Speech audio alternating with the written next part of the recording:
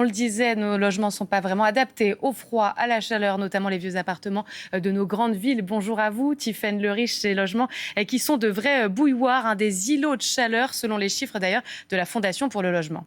Oui, tout à fait. Et la tendance s'aggrave avec les années. Regardez ce chiffre en 2025 en France, 49% des Français ont déclaré souffrir de la chaleur dans leur logement. Un chiffre déjà en hausse de 7 points par rapport à 2024. En cause, notamment l'absence d'équipements pourtant nécessaires, décisifs pour stopper l'entrée de la chaleur avant qu'elle ne pénètre dans le logement. Regardez, 43% des logements ne disposent pas de volets sur toutes les façades exposées. Et parmi les personnes les plus exposées, les plus impactées par ce phénomène, eh bien, les personnes les plus précaires. Regardez, 59% des habitants des quartiers prioritaires souffrent de la chaleur dans leur logement, contre 43% seulement dans le reste de la France. La chaleur, c'est une bombe sanitaire. C'est pas moi qui le dis, c'est l'ONG Oxfam France. Elle est à l'origine, d'ailleurs, la chaleur. Ça a été quantifié, Tiffaine, d'environ 5000 personnes. Tout à fait, 5000 personnes, ce chiffre frappant chaque année, c'est 5000 décès prématurés qui sont causés par la chaleur. Et vous l'avez mentionné, Oxfam parle bien de bombes sanitaires passées sous les radars du gouvernement. Pourquoi autant de décès liés à la chaleur ? Eh bien, d'une part à cause de la déshydratation des personnes âgées, mais c'est loin d'être la seule cause, car Oxfam précise qu'il y a encore plus de personnes qui souffrent de coups de chaud liés à la chaleur dans la tranche d'âge des enfants et des 15-44 ans que chez les personnes âgées, parce que ce sont des personnes qui vont avoir davantage tendance à faire de l'exercice physique pendant ces périodes de canicule. Et puis, la chaleur augmente également de 7% le risque de décès par infarctus. Rappelons que les femmes sont 2 fois plus touchées que les hommes par les infarctus. Et puis, si ces épisodes caniculaires durent plus de 7 jours, eh bien, le risque d'insuffisance rénale aiguë, lui, augmente de 70%.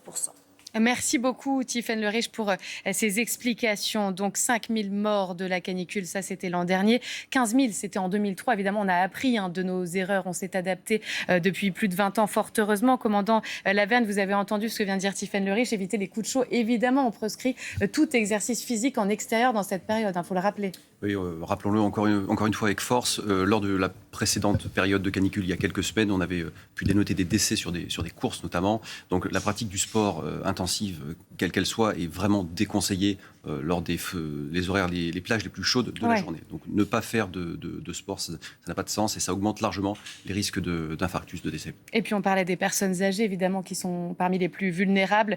Aussi, prendre des nouvelles d'elles, ça se fait de plus en plus par le biais d'associations, par le biais de personnel, de professions libérales, aussi de maraudes pour les personnes sans abri. Évidemment, ça se met en place, cette solidarité année après année. C'est essentiel. Alors là, je vais souligner le registre canicule qui existe au niveau des communes. C'est quelque chose, un outil qui est souvent méconnu. Vous avez la possibilité 2 fois par an d'inscrire vos proches sur ce registre. Et lors des périodes de canicule qu'on vit à l'heure actuelle, les personnels, par le biais d'associations, etc., donc de la commune, vont pouvoir appeler, prendre des nouvelles et éventuellement visiter ces personnes qui, bien souvent, sont les personnes âgées. Donc, on a vraiment là le rôle de la solidarité sociétale. C'est un bon réflexe et ça permet de garder le lien. Pascal Ioux, climatologue, vous êtes toujours avec nous à distance. On a l'impression qu'il faut toujours une crise pour agir. Finalement, on réagit plus qu'on agit sur ce sujet. Quand il y a les inondations dans le Pas-de-Calais, quand il y a les feux de forêt dans l'Aude, à chaque fois, on se redit oui, le réchauffement climatique, on n'est pas prêt, on n'est pas adapté. Quand il y a ces épisodes caniculaires, pourquoi est-ce qu'on n'anticipe pas ? Pourquoi ce n'est plus une priorité ?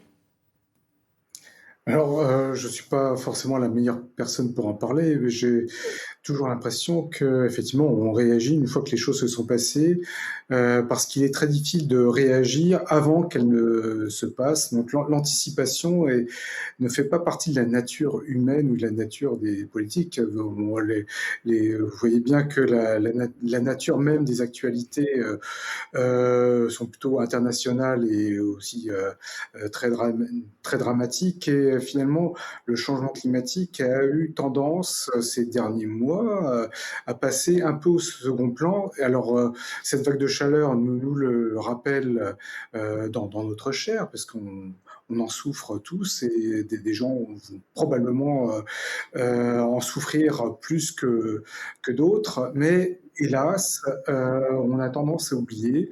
La vague de chaleur de 2003 qui a tué 15 000 personnes a conduit à beaucoup d'améliorations, mais maintenant, je discutais avec des étudiants tout à l'heure, ils n'étaient même pas nés en 2003, donc ce n'est plus dans leur mémoire. Et donc on voit à l'image là des gens qui s'abreuvent dans la rue. Je serais curieux de savoir où ont été tournées ces images, parce qu'à Paris, ce genre de dispositif est très rare ou n'existe pas. Donc, en fait, toute cette disponibilité d'eau potable pour pouvoir boire et s'hydrater conformément aux recommandations qu'on vient d'émettre, en fait, devrait être généralisée dans beaucoup d'endroits à Paris. Alors, je ne parle pas de gâcher de l'eau inutilement, mais il s'agit de pouvoir boire pour rester en bonne santé.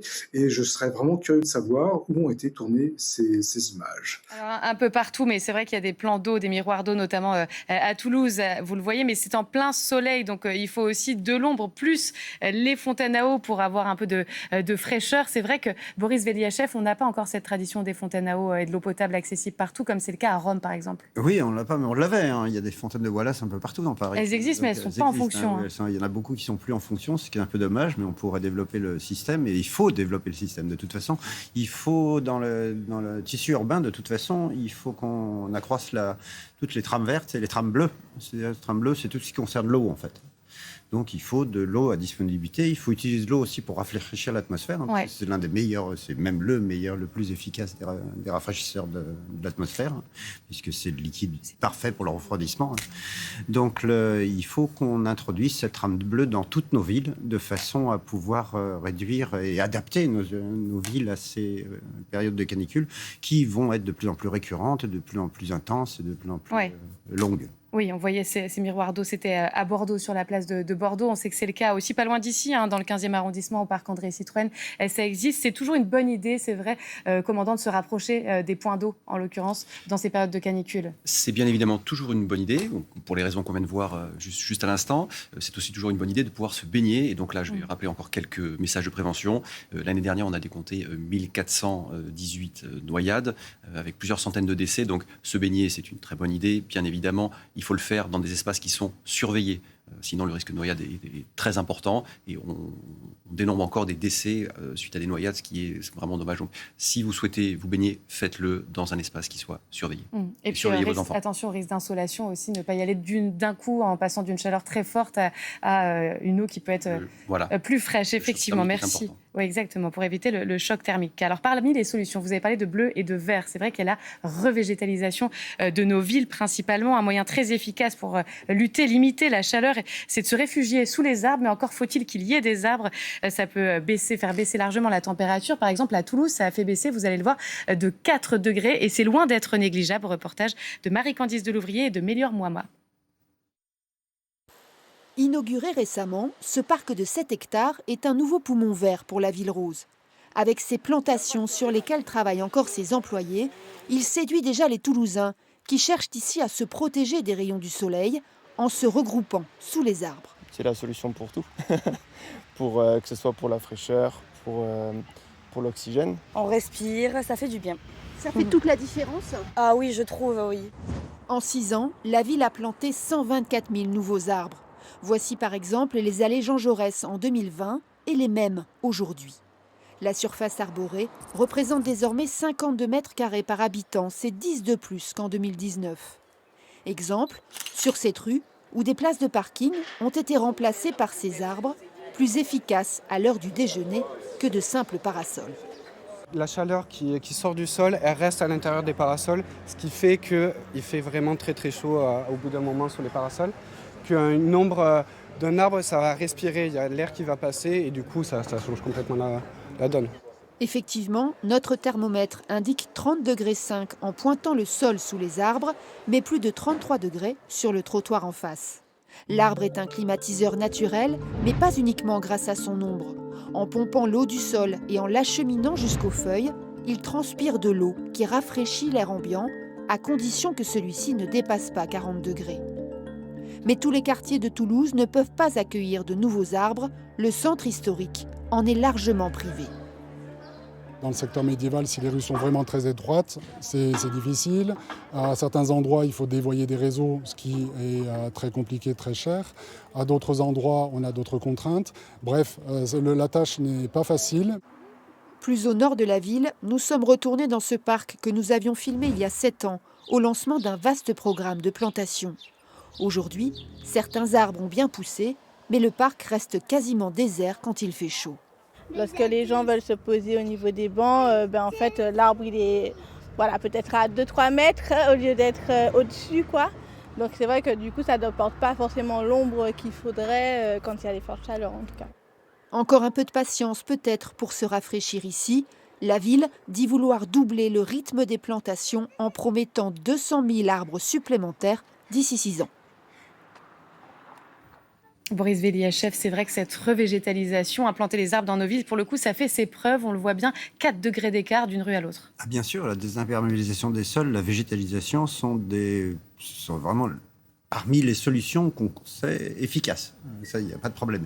Par exemple, il y en a d'autres. On parle beaucoup de l'éclaircissement des voiries, des trottoirs. Il y a eu des études qui ont été faites d'ailleurs, et l'éclaircissement des trottoirs, par exemple, c'est même l'effet inverse, c'est que ça risque d'être dangereux. Donc il faut faire attention à cause de l'effet de réverbération. Oui, ça éblouit. On connaît bien ce phénomène avec la neige d'ailleurs. Et en fait, l'irradiation liée à la réverbération sur les trottoirs est même plus dangereuse que le fait d'avoir des trottoirs qui seraient de couleur sombre. Il faudra en fait éclaircir la voirie et pas les trottoirs. Ce serait mieux. Les dernières études le montrent à ce niveau-là. Donc il existe beaucoup de solutions, mais elles sont à prendre avec justesse. Il faut les étudier. Par contre, la végétalisation, ça on sait que ça fonctionne de toute façon. Donc il faut le faire à grande échelle. Effectivement, et c'est de l'investissement, tout ça, c'est de la volonté politique. Alors c'est vrai que ça a peut-être été éclipsé ces derniers temps par la guerre en Ukraine, la guerre au Moyen-Orient ou par d'autres considérations en tout genre. Yael Gauze nous a rejoint. Bonjour Yael. Bonjour à tous. Éditorialiste politique pour France Info. Il y a eu plus de 200 mesures qui ont été présentées hier, notamment par le ministre de la Ville et du Logement, Vincent Jeanbrun, financer justement des travaux de rénovation, notamment l'installation de stores, de volets, des brasseurs d'air, revégétaliser les villes. Tout ça est un peu dans les tuyaux. On imagine évidemment qu'il y a une forte attente et que le premier épisode de mai, en cela, avait donné quand même une direction au gouvernement dans l'attente qu'avaient les Français sur ce sujet. Oui et non, parce que fin mai, il y a eu un petit retard à l'allumage. La réunion de crise autour de Sébastien Lecornu, elle est arrivée 6 jours après la première canicule. Et l'idée, c'était de dire après aux ministres d'agir chacun dans leur domaine. Donc dans cette deuxième vague, en silo, dans cette deuxième vague, c'est un petit peu chacun qui bricole, qui tâtonne dans son ministère, dans son secteur. Je pense à Monique Barbu, qui est la ministre de la Transition énergétique, qui était hier en conférence de presse pour faire le bilan de la première année du plan national d'adaptation au réchauffement climatique. Et elle dit il va falloir repenser toute notre manière de nous loger, de nous déplacer, de travailler. Ok, mais ça c'est du constat, du diagnostic connu depuis très longtemps. Et on parle maintenant d'endurance, c'est le terme du gouvernement, d'être endurant face aux vagues de chaleur.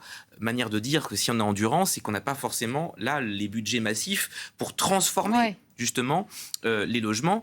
Je rappelle que récemment, il y a une loi qui est passée pour remettre sur le marché des passoires thermiques qui laissent passer donc évidemment les Ils sont très mal notés en termes de diagnostic énergétique. Les F et les G. Les DPE. Qui redeviennent éligibles à la location. Donc c'est un peu paradoxal parce que vous avez un ministre du Logement, Vincent Jeanbrun, qui dit d'un côté il faut absolument faire quelque chose. Et on sait, d'après les études de la Fondation pour le Logement, que rénover une passoire thermique, c'est quasiment 400 € de frais pour la société en moins de frais de santé. Parce qu'évidemment, tout se multiplie. Si vous êtes mal logé, il y a un retour sur investissement. 2 tiers des Français se sentent en difficulté face à la chaleur dans leur logement.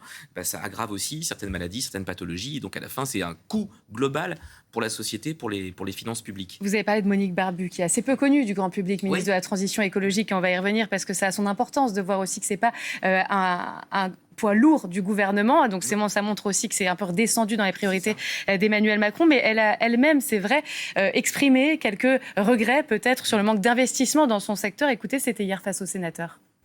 Nous fêtons aujourd'hui une année du plan national d'adaptation au changement climatique sur lequel plus de 200 mesures ont été recensées et mises en œuvre. Nous avons, par exemple, sur l'année 2025, dépensé 1,7 milliard d'euros sur un certain nombre de travaux liés aux questions d'adaptation au changement climatique. Certes, ce n'est toujours pas à la hauteur de ce que nous devons faire et nous allons devoir augmenter ces ressources. Voilà, Monique Barbu qui assume finalement une certaine forme d'échec. Ouais, et comment augmenter. Ouais, elle parle franc là par rapport à la ligne du gouvernement Monique Barbu. Et comment faire quand on a, par exemple, le fonds vert. C'est ce qui permet aux collectivités de rénover des écoles. Ça a été lancé en 2023 par Emmanuel Macron. Le but, c'était en 10 ans de rénover 40 000 écoles. Ce fonds vert, il est passé entre les différents budgets de 2,5 milliards à 840 millions dans le dernier, donc divisé par 3,5, 4. Qu'est-ce que vous voulez faire avec un fonds vert qui se réduit comme peau de chagrin? On en arrive toujours à la même chose, c'est que où sont les capacités d'investissement de la France quand elle est endettée comme ça? Et puis j'ajoute une chose, c'est des cycles politiques très courts qui ne facilitent pas les transitions de long terme. Ça, c'est un grand classique. La planification, c'est l'ennemi du cycle politique de court terme, des élections qui reviennent tout le temps et qui font que les engagements sont pris, relâchés, stop and go. On a beaucoup connu ça depuis 10 ans. Et pourtant, vous le disiez, l'adaptation, elle se fera à tous les niveaux, évidemment pour le bâti, pour les écoles, pour les hôpitaux, pour nos logements. Boris Veliachev, elle va être pourvoyeuse économiquement d'emploi, cette adaptation. C'est juste une économie qu'il faut modifier. Ça touche pas que la santé, on l'a vu, ça touche la productivité, ça touche l'éducation, ça touche tous les domaines sont affectés, les transports, enfin il y a beaucoup de choses, la production d'énergie, etc. Tout est touché, est affecté par ce changement climatique. Et donc, il est essentiel de revoir nos priorités. On l'a vu. Il y a deux choses qui ont été très bien dites, que vous avez très bien dites, c'est revoir nos priorités, c'est-à-dire il faut réinvestir dans ces domaines-là, c'est clair, il faut en faire une priorité nationale, et il faut aussi cesser cette politique de court-termiste.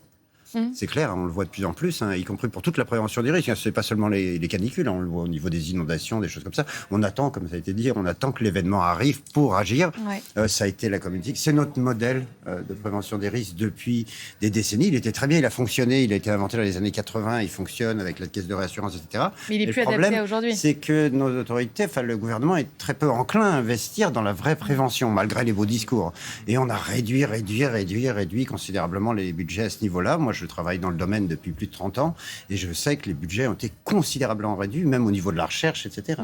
Donc, ça devient très difficile d'obtenir le moindre budget pour travailler dans cet objectif-là. Vous parlez de la recherche, Pascal Liou est toujours avec nous. Vous, en tant que climatologue, est-ce que vous avez vu effectivement un certain désintérêt, ou en tout cas, vous avez estimé avoir été mis de côté par rapport au premier quinquennat d'Emmanuel Macron? On s'en souvient, il y avait Nicolas Hulot, c'était un grand ministère que celui de l'environnement et de l'écologie. Ça n'a pas forcément beaucoup duré. Il y a eu François Bayrou avec un plan annoncé, et puis finalement pas de résultat jusqu'à encore 2026, se retrouver à chacun travailler en silo. Comment vous avez perçu ça? Est-ce que vous avez vu cet élan aussi avec la Convention citoyenne, par exemple, sur le climat, qui a permis à des centaines de Français de s'exprimer? Il n'y a pas eu d'effet derrière. Est-ce que vous avez vu cet élan et finalement retomber?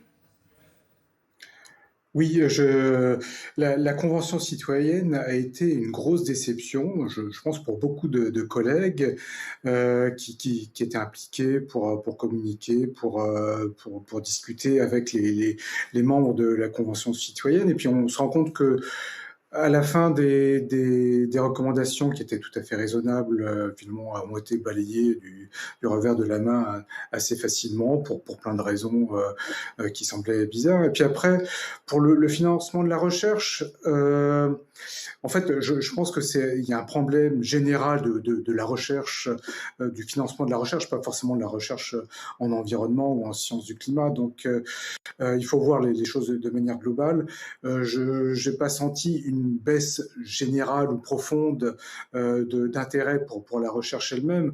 La recherche se produit, c'est plutôt l'interaction entre la recherche qui est faite, la recherche fondamentale qui est faite dans mon laboratoire ou d'autres, et l'intérêt des politiques. Alors, il y a toujours un intérêt, bien sûr, mais il n'y a pas d'application directe, immédiate, alors que ça serait possible. C'est un peu mon regret. Donc, pour la recherche en elle-même, je n'ai pas senti de baisse d'intérêt ou de baisse de volume. Il y a toujours des collègues qui se plaignent, mais bon, la question n'est pas là. Je pense que c'est l'application ou le passage passage au concret dans la vie publique de tout ce qu'on est capable de dire, de la connaissance que l'on est capable de produire, qui est vraiment un problème. L'exemple qui me vient immédiatement en tête ont été les vœux de notre cher président de la République il y a 2 ans, qui, à la suite de la canicule de 2022, donc le 1er janvier 2023, qui disait qui aurait pu prévoir qu'il ferait aussi chaud en 2022.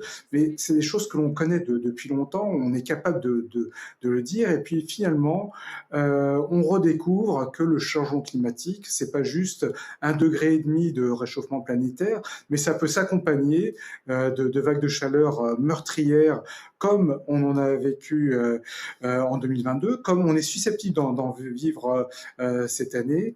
Et finalement, on découvre c'est ce qu'on a dit il y a quelques minutes, avec quelques jours de retard, que c'est possible, mais vous discutez avec les scientifiques, mais oui, c'est possible, et on le sait depuis plusieurs décennies.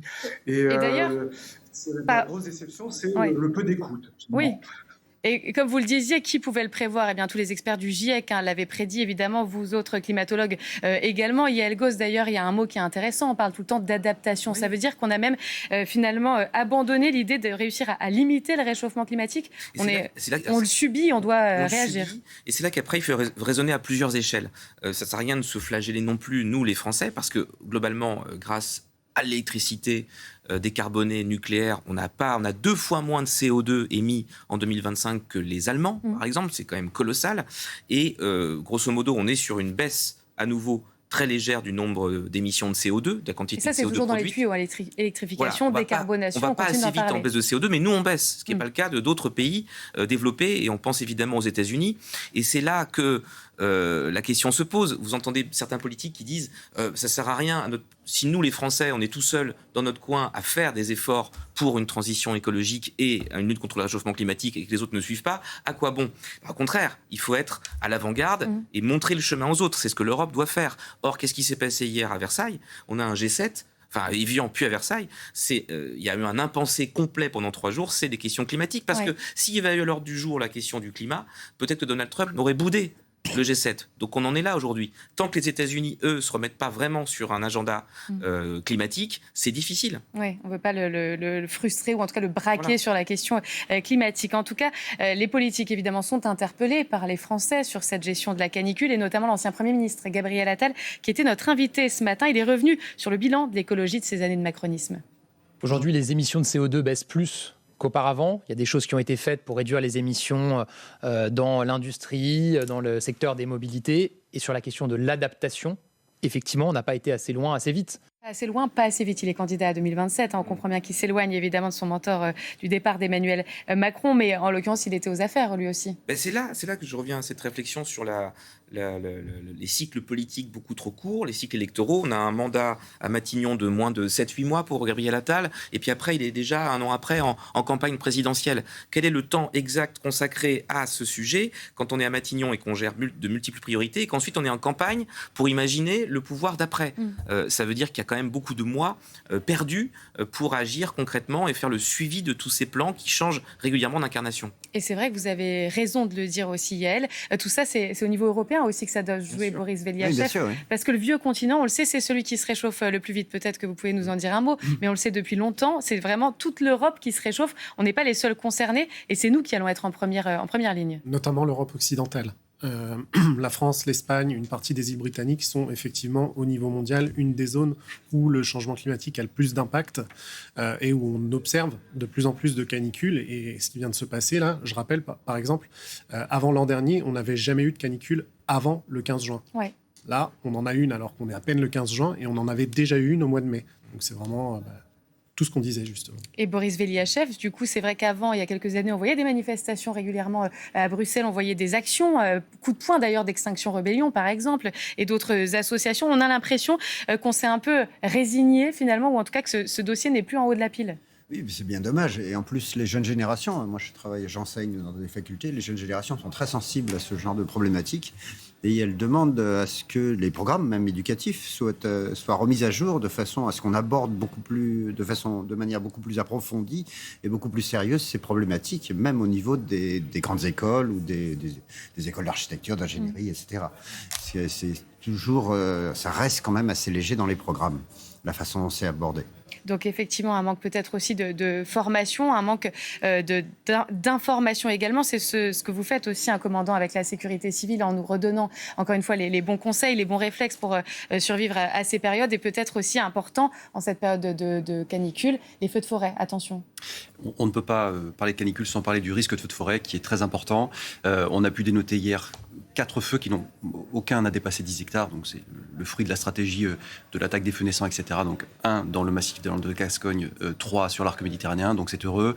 On modifie aussi, nous, les services de la sécurité civile, notre stratégie, nos méthodes d'attaque, notamment avec un travail très important avec les services de Météo France, qui nous fournissent des éléments consolidés qu'on peut intégrer, nous, ensuite, pour adapter nos méthodes de lutte. Donc on parlait tout à l'heure de vases clos, bon, en tout cas, pour le coup, c'est pas le cas pour la sécurité civile, donc ce qui nous permet d'adapter de manière assez dynamique, voilà, dans la mesure du possible, météo des forêts, c'est ça, hein. Et notamment avec la partie météo des forêts, donc qui nous permet de manière assez dynamique d'adapter les moyens. Hier, par exemple, nous avions un avion bombardier d'eau lourd, un Dash à Angers, un hélicoptère lourd à Poitiers et 2 Canadair en Corse, en plus des moyens à Nîmes. Vous voyez, donc à chaque jour, en fonction des indices qui nous sont remontés, qui sont étudiés, on va adapter le dispositif. Et donc quelques règles de prudence, bien sûr, en cas de canicule, c'est quand les massifs sont interdits, on ne va pas les massifs, on ne fume pas à proximité de l'herbe basse, en bordure de route, etc., pour éviter tout départ de feu. Merci beaucoup. Merci à tous d'être venus sur France Info pour en parler. On voit qu'il y a certaines choses quand même qui ont